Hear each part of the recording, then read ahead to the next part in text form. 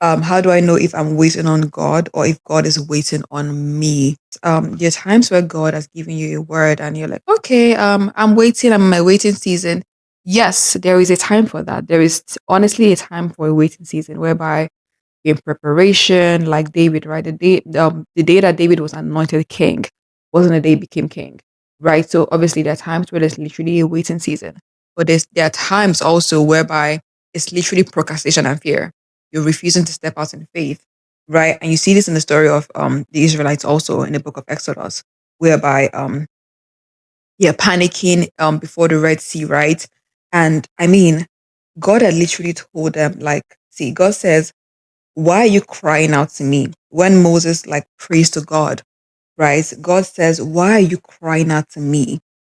Tell the Israelites, right? Tell the Israelites to move on. Raise your staff. He's talking to Moses at this point. Raise your staff and stretch out your hand over the sea and divide the water. At this point, Moses is praying.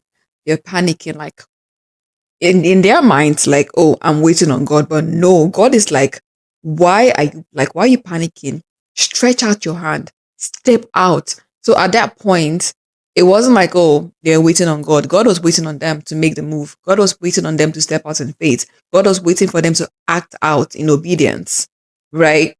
So there are times whereby, yeah, you might genuinely be waiting on God. You might be in your waiting season like David was before he became king.